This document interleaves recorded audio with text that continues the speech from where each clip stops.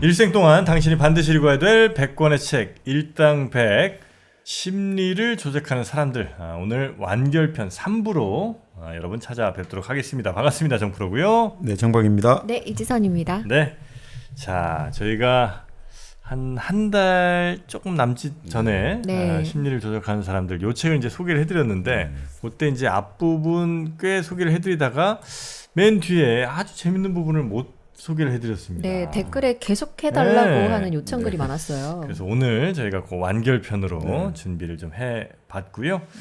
과연 오늘 들어보시면 옆 사람의 심리를 어떻게 조작할 수 있을지 답이 한번 보이실 것 같습니다. 네, 심리를 조작하는 사람들 소개해드리기 전에 네. 우리 또 정마님께서 네. 강의를 또 하시는군요. 아, 네. 그 전주문화재단에서 네. 팔복예술공장이라는 프로그램을 운영하고 있거든요. 전에 하셨었잖아요. 그렇습니다. 네. 그러니까 그 팔복예술공장에서 팔복예술대학이라는 또 다른 프로그램을 운영하고 있는데 그래서 또 제가 이번에 알기 쉬운 예술사. 네, 우리가 뭐 되게 좀 어렵게 느껴지는 네네네. 예술의 역사에 관해 가지고 좀 쉽게 접근해 보고자 네. 그런 강좌를 또 열게 되었습니다. 네네네. 그래서 저 말고도 또 다른 좋은 강좌가 많이 있습니다만 또 예술과 관련해 가지고 또 궁금증이나 호기심을 갖고 계신 분들은 또 저와 함께 한 학기 강의를 네네. 들으시면 또 좋을 것 같습니다. 총 몇 강으로 이루어져 있어요? 네, 총 8강입니다. 8강. 그리고 2번의 현장 강의가 있습니다. 아, 좋습니까? 네. 이거 저 지자체에서 이렇게 후원하고 그러면 얼마 안 비싸겠네요, 그죠? 뭐 전주 시민 같은 경우는 강의를 8번 끝까지 다 들으시면 바로 100% 환급이 되고요. 네, 다른 지역 시민들, 다른 지역 주민들 같은 경우도 뭐 상당히 많은 혜택이 주어지는 걸로 알고 있습니다. 네. 그래서 뭐 열심히 듣고 또 네. 돈도 거의 안 드니까 그리고 또 같이 또 이걸 강의라는 형식으로 같이 이런저런 이야기를 나눠보는 것도 상당히 또 좋다라는 후기를 남겨주신 분들이 좀 많았죠. 저도 뭐 기분이 좋았고요. 다른 인문학 강의들도 많고요. 다른 인문학 강의는 지금 이제 문화예술 기획자를 양성하는 과정이 하나 있고 또 현장 참여해가지고 여러 가지 하는 프로그램들 여러 가지가 또 들어가 있습니다. 네. 네. 자, 팔복예술대학의 우리 정박님의 강의 알아보도록 하겠습니다. 예, 저도 이제 지금 한번 쭉 들어봤는데 네. 몇만 원 안 해요. 네, 몇만 원 안 합니다. 이 정도는 뭐 아주 저렴하게 예술대학 강의를 온라인으로 이제 듣는 거죠? 네, 그러니까 이제 4주 8주째는 오프라인으로 팔복예술공장 그 오프라인 장소에서 직접 강의를 하는 걸로 되어 있습니다. 네. 45,000원 뭐 대충 요 정도 하는 것 같습니다. 4-5만 원 네. 합치게 사는 것 같으니까요. 우리 또 전주 시민들은 이것도 환불도 다 되고. 다른 주민들도 거의 비슷하게 적용이 될 겁니다. 우리 정박님 이거 지금 몇 번째 하시는 거잖아요. 네, 제가 지금 3학기째 하고 있습니다. 그럼 네. 일당백 팬들이 좀 찾아오시던가요? 예, 찾아오셔가지고 네. 뭐 그러니까 전주 시민분도 많습니다만 또 다른 분들도 오셔가지고 뭐 저 프랑스에서도 열심히 들으신 분도 계시고요. 오. 그래서 뭐 참 의미 있는 또 오프라인에서 만나가지고 이런저런 이야기도 나누기도 하고, 네, 좋았습니다. 아니네, 100% 출석이면 100% 환급입니다. 모든 사람들요? 전주 시민 무료야. 오. 네. 그렇군요. 네. 죄송합니다, 제가 지금. 무료예요, 무료. 자, 하여튼 뭐 무료로 들으실 수 있는 이런 또 좋은 강의가 있으니까요. 여러분도 한번 들어보시기 바라겠고요. 그러면 이제 본격적으로 오늘 심리를 조작하는 사람들 완결편. 네. 그때 아마 얘기가 어디서 끊어졌냐면 무슨 저 최면 뭐 네, 이런 네. 데 하기 직전에서 끊어진 것 같습니다. 네, 그러니까 그때 뭐 여러 가지 이게 내용이 많은데 물론 책도 뭐 그렇게 길고 어려운 내용은 아니니까 책으로 읽으셔도 좋을 것 같습니다만 그 체면과 관련해서 간단히 또 좀 이야기를 나누고 네. 그다음에 이제 심리 조작의 이 책에서 거론된 것들을 5가지 명제로 한번 정식화시켜 보는 거죠. 그 원리를 한번 우리 요약 정리 학습을 해보고 마지막으로 결국 디프로그래밍이라고 하죠. 탈세뇌. 그럼 결국 이제 이 심리 조작된 거에서 어떻게 탈출할 것인가. 그거를 한번 네. 알아보는 걸로 3부작을 마무리해보죠. 좋습니다. 일단 최면 굉장히 관심이 많습니다. 왜 관심 많습니까? 뭔가 이게 최면 예전에 한참 유행할 때 있었잖아요. 네. 그때 이렇게 막 그 라이터 켜고 네네. 레드선 네. 그럼 이제 또 막 그 이야기 술술 부는데 약간 좀 뭐랄까 저는 이제 신뢰를 좀 덜하는 편이라 최면에 대해서요? 의심이 좀 이제 많은 성격이라 어. 저거 그냥 연기 아닌가 하는 생각도 좀 했었는데 네. 예. 어떤 최면을 다루고 있습니까 여기서는? 그러니까 이게 체면 같은 경우가 서양 같은 경우는 18세기부터 본격화됐다고 보거든요. 그 당시에 이제 오스트리아의 귀족 출신 의사 메스머라는 사람이 있었는데 네. 그 메스머가 지금 말하는 손가락을 딱 해가지고 오. 사람들 체면 상태에 빠져드는 걸로 유명했죠. 네. 그래서 체면술 자체를 메스머리즘으로 부르기도 했어요. 메스머 이름을 따가지고. 그래서 사실 뭐 중세 그 이전 시대 같은 경우는 예를 들어 이슬람 같은 경우는 어쌔신 하는 거 있죠. 네. 이슬람 암살단 그 같은 경우도 체면으로 사람을 조종하고 살인이나 자살을 시킨 거 아니냐 뭐 이런 이야기까지 계속 나올 만큼 그런 것들은 사실 인류 역사부터 쭉 내려오는 건데 네. 그런 것들이 서양에서는 지금 말씀드린 대로 18세기에 메스머라는 사람이 이렇게 그걸 본격적으로 의료 치료 현장에 도입해가지고 네. 체면술을 이제 메스머리즘으로 부른다 이렇게 볼 수가 있겠죠. 네. 근데 이 메스머가 되게 유명했어요. 어떤 정도냐면 시력을 잃은 여성을 체면을 통해 가지고 되찾게도 했단 말이죠. 오, 이거는 약간 말이 안 되는 것 아니 같아요. 근데 그렇게도 그러니까 이게 그래서 나중에 이 말도 많았고 근데 문제는 그 효과가 오래 가지는 못했어요. 아 일시적으로. 일시적으로. 뭐 그러니까, 일시적으로라도 뭐 오면 다행이긴 한데. 네. 그러니까 나중에는 예를 들어 메스머가 그러니까 워낙 이제 권위가 생기고 이러면 손만 뭐 희미하게 움직이면 하면 여성들이 그냥 체면에 걸리기도 하고 그러니까 아까 손가락 하나 딱 치듯이 네. 그 정도로 이제 사람들을 일종의 가수면 상태라고 해야 됩니까? 무아지경으로 빠져들게 만드는 거죠. 그 정도로 이제 메스머가 유명했습니다. 근데 결국 이제 메스머의 예를 들어보듯이 그러니까 일시적이더라 이거죠. 그러니까 결국 이거는 사람들이 생각하기에 우리가 크게 보면 질환 있지 않습니까? 병이라는 게 두 가지로 나눠 볼 수 있거든요. 시민성 질환과 기질성 질환 이렇게 보는데 시민성 결국 그러니까 스트레스를 받는다든지 정신적인 여러 가지 이런 원인으로 인해서 발생하는 것들은 체면에 효과가 있는데 기질이라고 하죠. 우리가 기관 우리 진짜 뭐 몸에 장기에 병이 났단 말이죠. 뭐 그건 뭐 안 그런 건 안 되지 않느냐. 그래서 이제 결국 암시 효과가 사라지면 원상태에 돌아온다. 그러니까 결국 또 이 체면에 들어가서 그 후유증이 너무 컸단 말이죠. 후유증 있어요? 여러 가지 뭐 좀 그러니까 이 악용한다든지. 아. 예. 그리고 그 오히려 또 그런 거 있지 않습니까? 일시적으로 효과를 받다가 또 그것이 다시 원상태에 돌아갈 때 그것들이 뭐라고 사람이 갖게 되는 그 여러 가지 좌절감이랄까 여러 가지 이런 의료적 의료 외적인 것들이 쌓여가지고 네네. 결국 체면이라는 게 결국 퇴출됐죠 의료 현장에서는. 아 그래요. 예. 그러니까 100년 정도 완전히 다 사라져 버렸어요. 네. 그런데 100년 지나가지고 100여 년 지나가지고 프랑스에서 그 유명한 장 마르탱 사르코라는 사람하고 제자인 피에르 자네가 체면술 치료를 활용하기 시작했어요. 이 샤르코라는 사람은 되게 유명해요. 우리가 이름 한번 들어보셨을 텐데. 샤르코? 샤르코 마리 투스병 혹시 들어보셨죠? 샤르코 마리투스병. 우리 이제 삼성가의 유전적 질환. 아. 바로 샤르코가 그 샤르코요. 샤르코예요. 여러 의사들이 같이 이 병을 네네네. 발견하고 연구해가 명명할 때 결국 이 샤르코 이름이 제일 먼저 나오죠. 보통 뭐 이 팔다리에 이렇게 근육 같은 게 좀 네. 구부러지는 그렇죠. 뭐 이런 네. 거였던 것 같은데. 네. 바로 이 샤르코 마리 투스병을 발견한 그 샤르코하고 자네라는 제자는 이 체면을 의료 현장에 도입하면서 네. 명확하게 구분을 했어요. 그러니까 시민성 질환에만 그러니까 우리가 마음의 병으로 해가지고 내가 육체적으로 지금 지장을 가져오는 그런 것들에 대해서만 이제 체면을 사용하겠다 된 거죠. 그래서 사실 상당한 효과를 봤죠.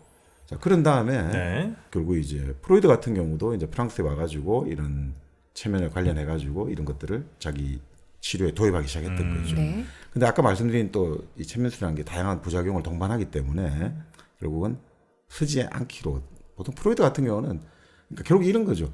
사람이 자기 어떤 정신적인 여러 가지 것들을 직접 의식화라고 하잖아요. 직접 자기가 대면해가지고 그걸 스스로 알아내고 그걸 딱 그 사실을 직시할 때만이 그 과거에서 탈출할 수 있고 극복할 수 있다 봤는데 이 체면이란 건 뭡니까? 아까 말한 가수 상태로 접어든다 했잖아요. 그럼 이성을 잠재우는 거잖아요. 네. 그럼 거기서 이거는 결국 의존적인 상태를 갖는다는 거예요. 환자의 주체적인 그러니까 네. 환자라기보다 어쨌든 내담자의 주체가 아니라 시술자에게 모든 걸 맡긴다 이거죠. 그럼 이건 아닌 것 같다 이거죠. 그러니까 이제 이런 어떤 체면이란 것들이 그리고 타인에게 이런 것 자기 어떤 정신 상태를 맡겨가지고 과연 네.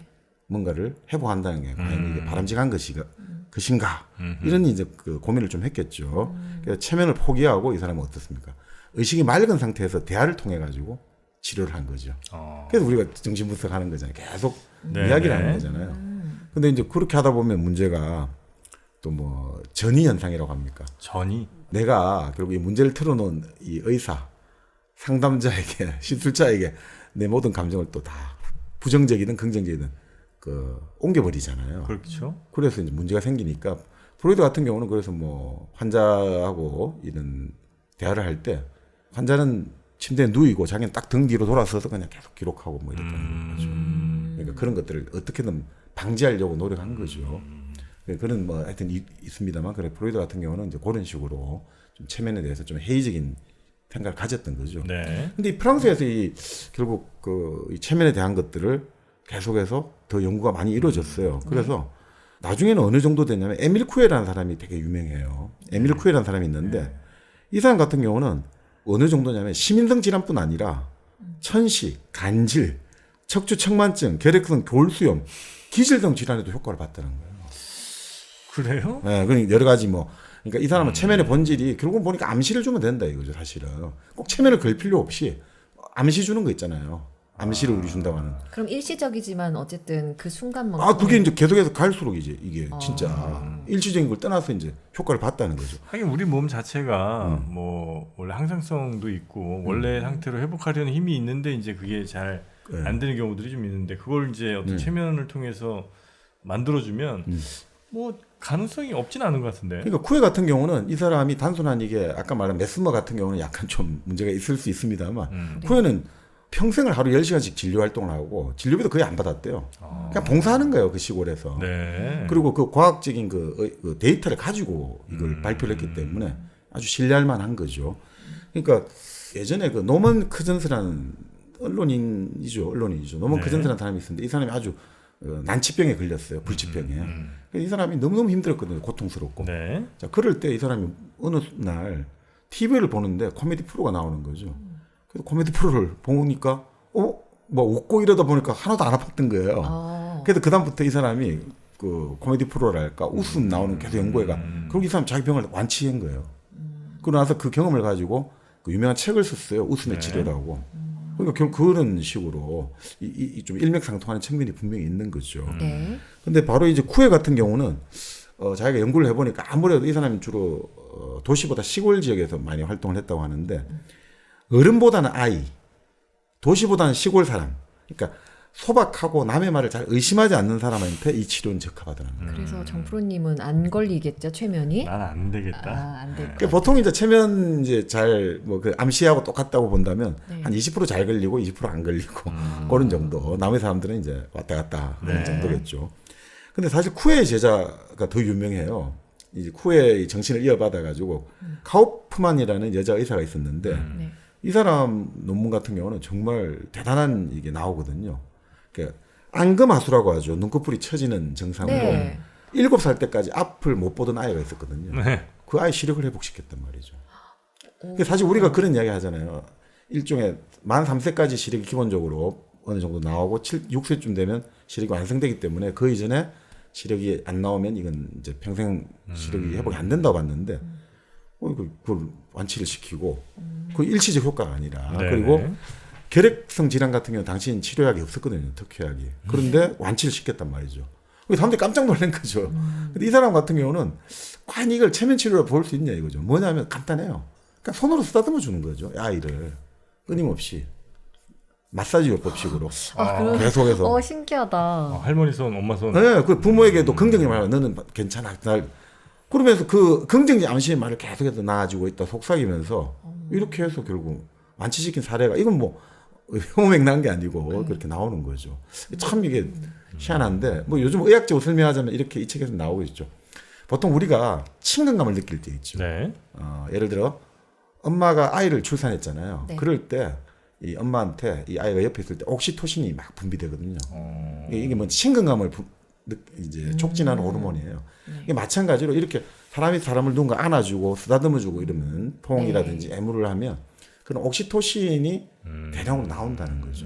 그리고 그런 것들이 결국 우리의 어떤 면역계랄까 여러 가지 이런 것들을 다른 작용들을 활발하게 해주면서 그러면 좀 더 효과. 요즘 그런 식으로 설명은 새로운 우리가 발견했던 뭐 옥시토신이나 이런 걸로 설명은 가능할 네, 수 있지 네, 않겠나 네. 싶은데 좀 신기는 하죠, 그죠? 네. 저는 최면 이렇게 말씀하시니까 영화 인셉션 생각이 나거든요. 인셉션? 보셨어요? 봤죠? 거기 이게 저는 최면과 똑같다고 생각하거든요.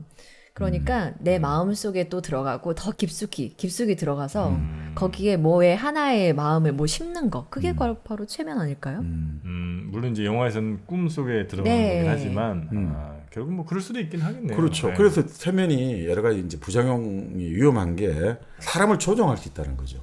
그게 제일 위험한 거죠. 그러니까 왜 지금 의학에서 그 최면을 이제 위험하고 이단시를 했냐면, 그러니까 결국은 뭔가 이 최면을 걸게 해가지고 내 마음 먹은 대로 이 사람을 조종한다.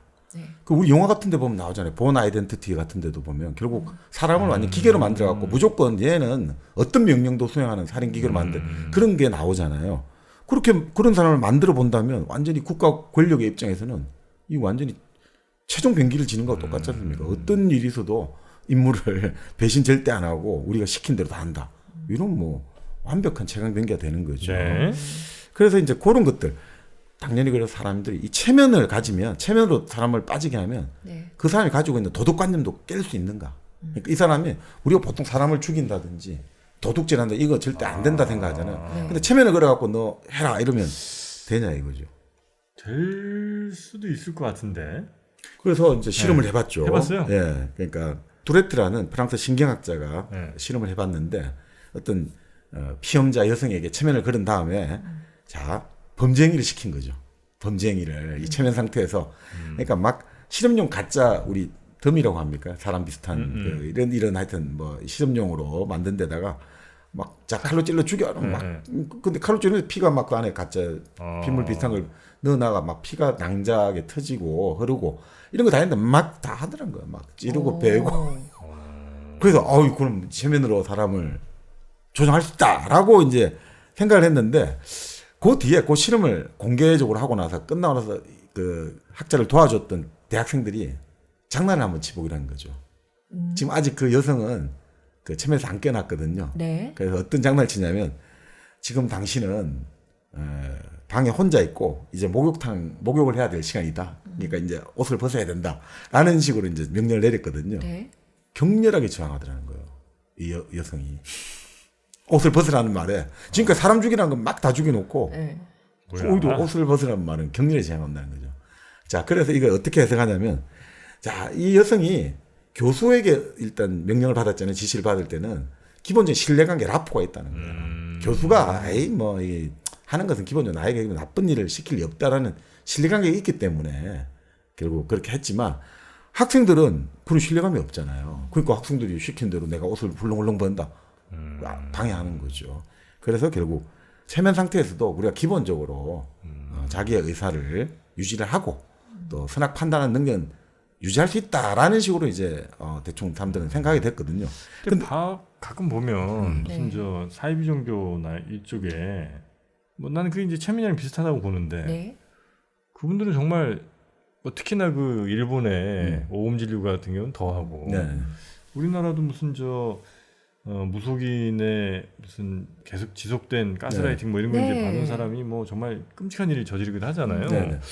그럼 충분히 본인의 아마 도덕관념과는 상반된 일들도 충분히 시킬 수 있을 것 같은데. 맞습니다. 그래서 이렇게 생각을 했는데 1951년에 덴마크 코펜하겐에서 마리오네트 은행 강도 사건이 일어나거든요. 네. 그러니까 이 어떤 사람이 은행 강도를 하러 와가지고 사람을 막 죽인 거예요. 그래 잡혔는데 근데 이 사람은 모르는 거예요, 이거를. 누군가, 내 안에 누군가가 뭐 명령을 내렸다, 신이 명령을 내렸다. 자, 그런데 그냥 그런 줄 알았는데 또 다른 남자가 나타난 거예요.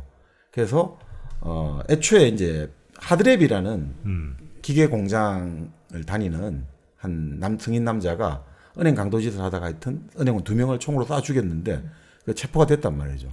그럼 죄의식을 느껴야 될 거 아닙니까? 죄의식도 안 느끼고 그냥, 어쨌든 나는 그 일종의 신이 명령을 했다라고만 주장하는 거예요. 네. 자, 그래서 추적을 해보니까 7개월 전에 은행 강도 사건도 이 사람이 저질렀고 이번에 사람 죽인 것도 이 사람이 저질른 거예요. 그런데 이 사람과 관련해가지고 니 일센이라는 남자가 나타나가지고 뭐 자전거가 범행 당시 사용됐는데 이거는 내 것이다. 근데 나는 하드랩이라는 이 범인에게 빌려만 주지 나는 잘 이 사람 모른다. 그리고 범인으로 잡힌 하드랩도 네 일세는 나하고 전혀 관계없다라는 식으로 말한 거죠. 그런데 조사를 해보니까 둘 다 같은 연구소에서 3년을 같은 방에서 보낸 거예요. 하드랩이라는 범인이 있고 네. 그다음에 이제 닐센이라는 제3의 남자가 나타났는데 그래서 서로 아무 관계가 없다. 그냥 내 자전거인데 얘가 그냥 갑자기 빌려달라 해서 빌려줬는데 그걸 범행에 사용한 거다. 라고 끝냈는데 조사를 해보니까 둘은 같은 감옥에서 3년간 같은 방을 썼단 말이죠. 그리고 더 재미있는 게 이 닐센이라는 사람이 그 하드랩이 갖고 있는 돈을 전부 다 뜯어낸 거예요. 이제 결국 이 관계가 좀 이상해가지고 정신과 의사, 사법 정신과 의사라고 하죠. 법에 따라가지고 정신과 의사의 감정을 맡겨보니까 이 사람 보기에는 아무래도 이 닐센이라는 사람이 범인인 하드랩을 조종하는 것 같다 이거죠. 그래서 이제 이걸 한번 어떻게 그러면 알아볼까 했는데 문제는 하드랩은 끝까지 닐센 아무 상관없다라고 끝까지 닐센을 옹호하는 거죠. 그래서 이 의사가 나중에 좀 협박 비슷하게 한 거죠. 너 이대로 가면 평생 정신병원 신세다. 너 어떻게 할래? 하니까 이제 자술서를 18장을 쓰기 시작한 거예요. 그래서 보니까 이런 이야기가 나온 거죠. 자기는 그러니까 하드랩이라는 사람이 전형적으로 심리 조작이 당하기 쉬운 사람이에요. 아주 이상주의적 열정을 갖고 있고 정의감이 강한 사람이었는데 2차 세계대전 때 그 나치의 꼼에 빠져가지고 협력을 해가지고 그 재가로 감옥에 들어갔단 말이죠. 감옥에서 이제 닐센을 만났는데 닐센이라는 사람은 뼛속까지 범죄자인 사람인 거예요. 근데 이 사람이 뭘 배웠냐면 체면을 배웠단 말이에요. 체면을 배워가지고 이 하드랩에게 계속 시도를 해본 거예요. 밤마다. 체면 기법을. 그러니까 아까 말씀드린 대로 이 사람 좀 이상주의적이고 순박하고 사람을 잘 믿는 데 있잖아요. 그러니까 체면이 아주 걸리기 쉬운 사람인 거죠. 그래서 매일 밤마다 체면을 거는데 체면의 특징이 한 번 그 시술자에 걸리잖아요. 네. 그럼 다음엔 더 걸리기 쉬워진대요. 기본적인 신뢰, 라포가 형성되니까. 그러면 이제 어떻게 되겠습니까? 이제 완전히 이제 하드랩은 닐센의 마리오네트가 돼버리는 거죠. 그러니까 이제 하드랩은 어떻게 보면 내가 이제 그래도 평생 감옥에 정신병 가기 싫으니까 네. 그 인정하고 했으니까 이제 그럼 결국 이 사람이 나를 배후 조종했다. 이걸로 하면 사건 끝나는 거잖아요. 그런데 크리스마스쯤 돼가지고 그 닐센이 크리스마스 카드를 하드랩에게 보냈거든요. 그 카드를 받고 나서 다시 또 하드랩이 입을 다물어 버리는 거예요. 그 카드를 받고. 그래서 결국 애초에 그 슈미트 박사 의사는 아무래도 이 하드랩을 어떻게 할 수가 없으니까 체면술의 대가, 여러분 이독 제독 아닙니까? 독은 독으로 풀어야 되니까 체면술 대가 폴 라이트 박사라는 사람을 초빙해가지고 체면을 다시 한번 걸어가지고 이 사람을 그 내면 세계를 무의식을 한번 알아보자, 잠재의식을 알아보자 된 거죠. 자, 그러니까 어마어마한 재앙이 일어나는 거예요. 체면을 걸려고 하니까. 체면을 걸려고.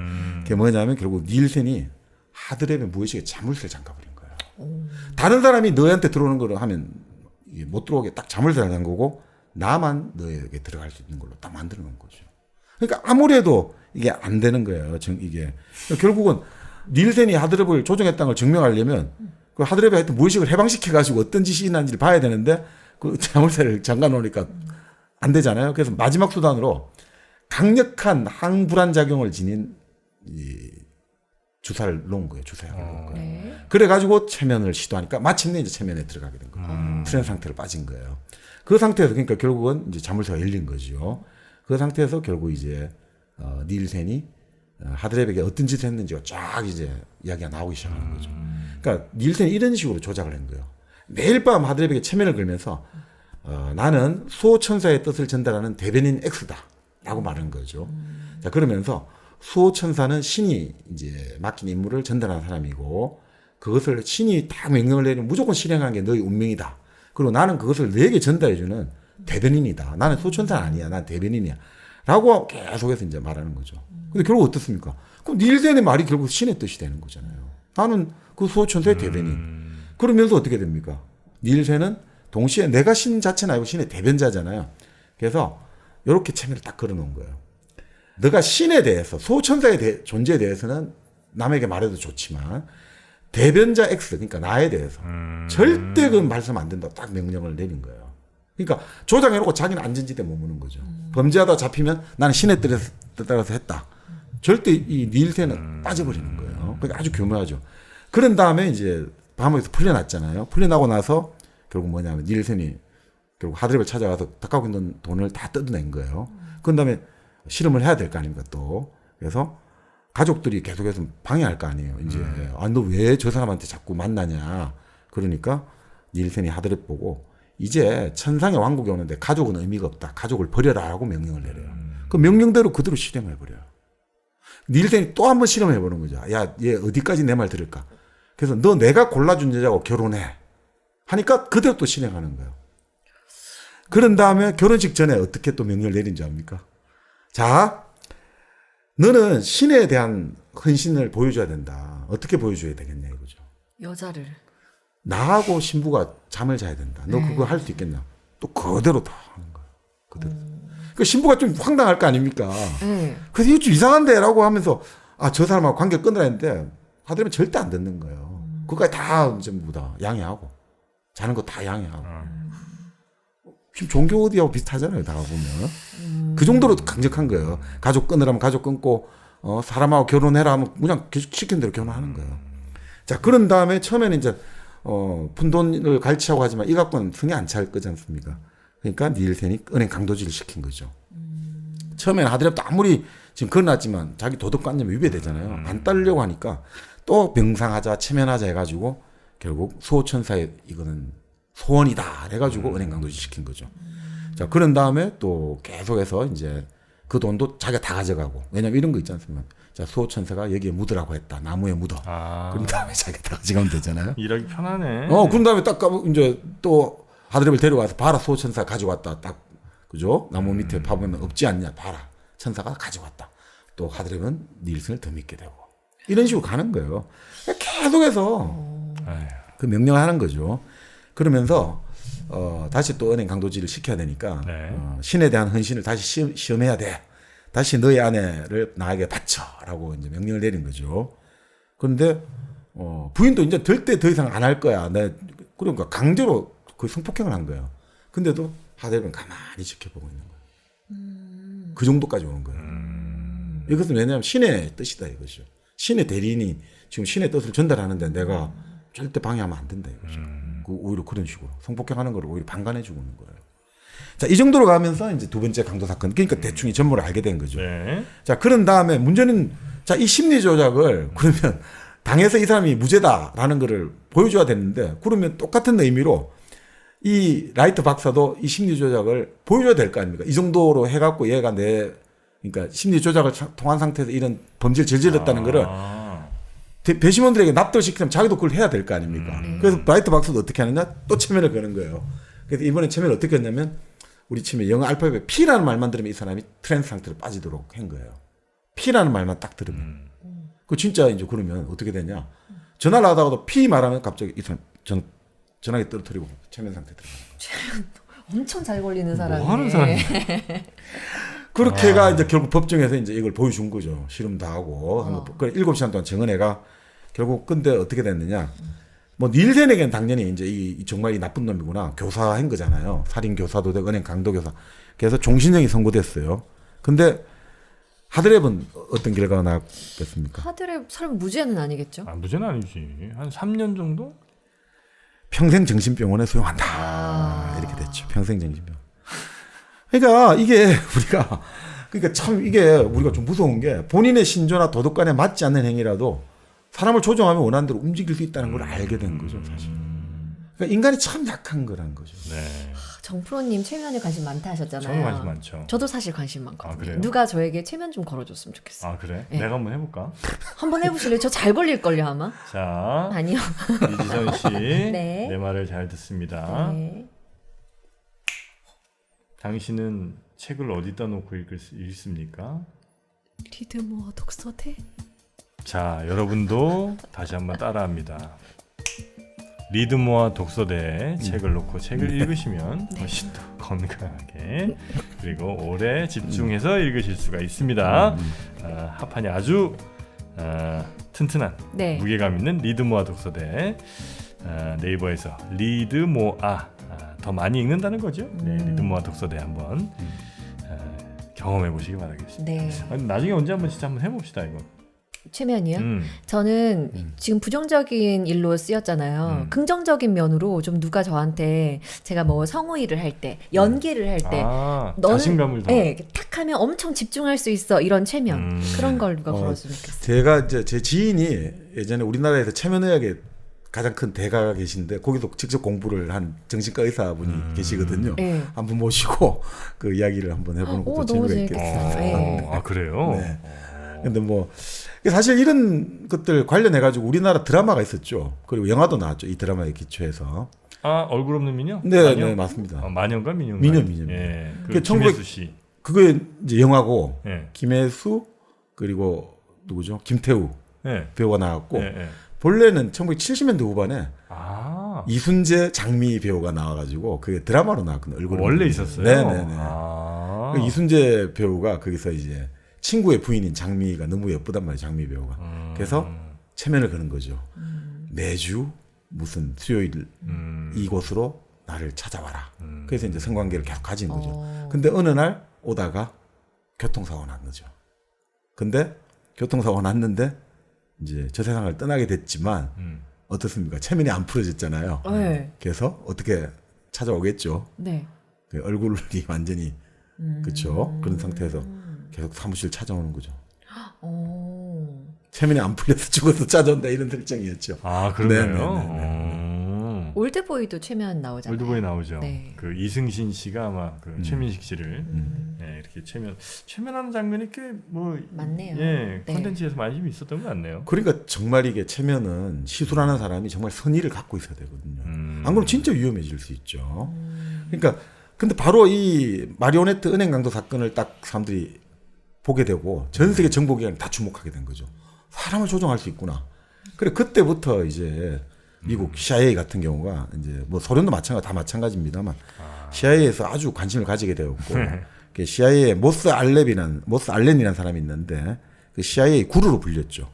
그렇지 않습니까? 적국 스파이 잡았는데 체면을 걸어가지고 그죠? 가서 다 정보 또 이중 간첩 만들 수도 있고 또 우리 스파이를 보냈는데 얘한테 무의식에 딱 체면 걸어가지고 그 자물쇠를 쫙 잠가버리면 아무리 고문을 해도 이건 뭐 말을 할 수가 없는 거 아니냐 이거죠. 그러면 최강의 스파이 전력을 구축할 수 있다. 네. 이렇게 되니까 연구가 이루어지기 시작한 거죠. 그러니까 아무리 고문을 받아도 극비 정보를 떠올릴 수 없다. 야 이러면 최강의 그거 아니겠습니까? 그 옛날 우리 영화 그 공작이라는 영화 있잖아요. 그 흑검성 사건을 주제로 네, 했던. 네. 거기도 보면 북한으로 이제 나름 잠입에 성공하는 황정민 배우였죠. 흑검성으로. 거기가 나중에 뭐 마지막 북한의 지도자를 만나기 전에 주사 같은 거 맞잖아요. 그 북한 측에서 이제 아 그랬나요? 예, 주사를 놓잖아요. 그래갖고 그 상태에서 그 알아내겠다는 주사 놔가지고 예 이제 그런 식으로 나오는 거죠. 근데 사실은 아무리 고문을 해도 그런 식으로 만약 체면을 안에 걸어놔 버리면 뭐 열어질 수가 없는 거잖아요. 본인도 모르니까 본인도 네. 본인이 그러니까 우리가 흔히 말하는 무의식이라는 게 네. 의식이 없는 게 아니고요. 이런 거죠. 자각하지 못하는 의식 상태를 무의식이라고 불러요. 그러니까 우리가 꿈을 꾼다든지 실현을 한다든지 내가 의식이 깨어있지 않잖아요. 그냥 자각하지 못한 상태에서 막 그게 무의식이거든요. 의식이 없는 게 아니라 자각하지 못한 상태가 무의식이에요. 내가 자각하지 못한데 뭐. 가스라이팅이랑 똑같은 말이네요. 결국에는 그렇지 않아요? 최면이랑 가스라이팅을 어떻게 그런 비교를 하고 아니 뭐 그러니까 다르다고 그렇게 그러니까 가스라이팅을 결국 그러니까 사실 이제 체면이라는 게 좀 더 이제 인간의 그 무의식이랄까 이까지 들어가는 거고 가스라이팅은 이제 무의식하고는 조금 좀 다른 거죠. 계속 뭔가 네. 이렇게 반복된 메시지나 이런 걸 통해서 특히 이제 그 사람의 자존감이나 이런 걸 많이 좀 훼손시키고 네네. 막 모든 잘못을 네 책임인 것처럼 이렇게 이제 만들어 갖고 이 사람이 이제 자존감 무너지고 뭐 네. 이런 상태를 만드는 게 이제 곧 이제 가스라이팅인 거 같고. 그렇죠. 예. 그러니까 가스라이팅은 의식을 교란시키는 거죠. 의식을 교란시키고 그런 식으로 해서 사람들의 어떤 그 결국 아까 예전에 터널 효과를 만드는 거죠. 모든 것들을 그 정보를 결국 나한테만 의존하게 만드는 것들이 이제 가스라이팅이고 네. 이제 여기서 말하는 체면이라는 것들은 기본적으로 무의식까지 우리가 건드릴 수 있으니까 네. 네. 한층 더 무섭죠. 그래서 결국 이제 이 모스 알렌 같은 경우가 여기에 관심을 가지고 자기가 직접 배우기도 해요. 체면술사 찾아가가지고. 그러니까 이 사람 같은 경우는 이건 좀 이 책에 나온 내용인데 이 체면술사는 좀 나쁜 사람 같아요. 어떤 식이냐면 자기 그 알렌의 스승 같은 경우는 젊은 여성과 성적 관계를 맺고 싶을 때 체면술을 이용하는 거예요. 아까 지금 말씀드린 그 얼굴 없는 미녀처럼 네네. 그렇게 하면 일주일에 뭐 여러 번씩 여러 명하고 계속 관계 가질 수 있다는 거야. 그렇게도 나옵니다. 이건 좀 조심해야 될 것 같은데. 네네. 자, 그렇게 나오고 그래서 알렌이 이걸 이용해 가지고 이제 자기들 비서를 상대로 여비서를 상대로 실험을 해 보니까 잘 먹히는 거예요. 비서 손발이 마비되고 지멋대로 움직이게 하고 나중에 메스머처럼 손가락만 딱 하는 상태로도 가수 상태가 유도되더라는 거예요. 계속해서 하고 또 직장에 상급자고 신뢰관계가 기본적으로 있잖아요. 그러니까 잘 된다는 거죠. 그래서 나중에는 이것들을 정말 그런 거 있죠. 아예 어떤 질문을 받으면 국가 안보에 관련 질문 받으면 그냥 체면 상태, 가수면 상태 빠지도 그까지도 유도가 되고 다 이제 유도가 되는 거죠. 그리고 이제 조금 더 나아가면 이제 이거죠. 그럼 본인의 신조나 도덕관념 막 어긋나는 일을 시켜도 될 수 있는가? 그래서 또 이제 얌전한 여성 직원들을 선발해가지고 체면을 걸었단 말이죠. 그런 다음에 칵테일 바, CIA가 운영하는 칵테일 바 이런 데서 처음 만난 남성들에게 자 너는 무릎 위에 올라 앉아봐라 이런 걸 다 하더라는 거예요. 그 얌전한 여성 직원들이 이거 딱 해가지고 하면 그렇게 다 해버리고 그래서 뭐 정말 주의를 놀라게 하고 그러면 좀 더 복잡한 인물을 띈 실험을 한번 시켜봤단 말이죠. 자 체면 상태에 빠진 여자 직원에게 너에게 전화를 건 사람이 그 암호를 말하면 금고가 있는 방으로 가서 극비 정보를 훔쳐오고 화장실에 가서 다른 비서에게 건네줘라. 이 지시를 이행하더라는 거예요. 아, 복잡한데도. 그러니까 체면 상태에 있다 해서 만들지 이게 아니라 우리가 생각하면 겉으로는 멀쩡한데 딱 하는 순간에 해가지고 충분히 그 업무가 가능하더라는 거죠. 그 더 재밌는 게 체면 상태에 놓인 사람이 평소와 달리 기억력이 엄청 뛰어나대요. 아, 오히려? 네. 그러니까 그리고 꽤 오랜 시간도 기억할 수 있대요. 그럼 어떻게 합니까? 그러니까 본인은 그런 기억을 기억 못하는 거죠. 그러니까 어떻게 하겠습니까? 그러니까 체면 상태 빠졌을 때만 기억하고 그러면 암호를 아는 사람만 그 정보를 뽑아내면 되겠죠. 인간 팩시밀리가 돼버리는 거죠. 그래서 그 정보를 쫙쫙 뽑아내면 된단 말이죠.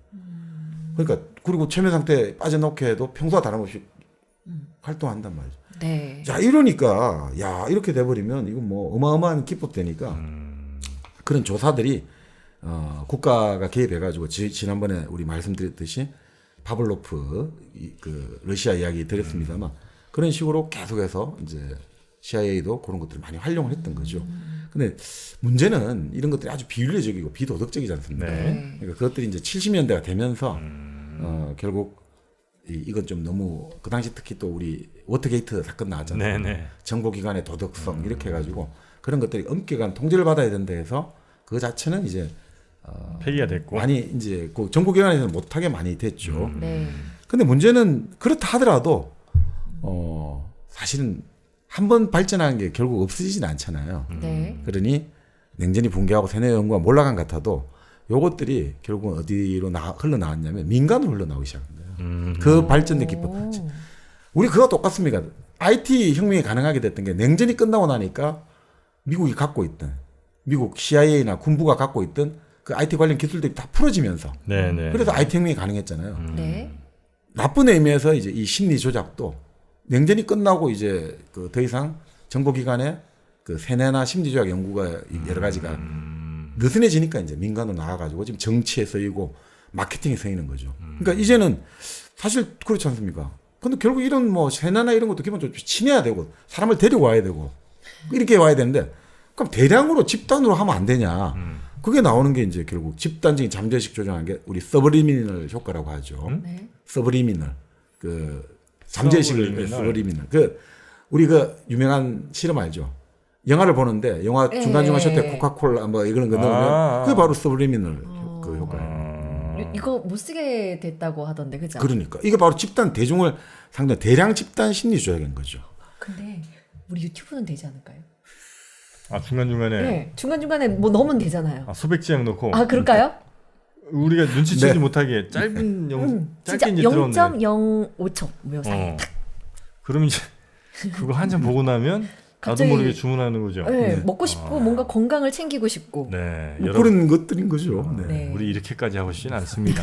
네, 여러분 우리를 이상한 사람들로 만들지 마시고 소백지향 네. 홍삼 한번 드셔 보시면 왜 소백지향 하는지 네. 느낌이 좀 오실 겁니다. 소백산의 향기를 담은 소백지향 홍삼 우리 부모님들께 또 고마운 분들께 사랑하는 분들께 선물하기도 아주 좋고요. 네. 물론 이제 본인을 위한 선물이면 더 좋겠습니다.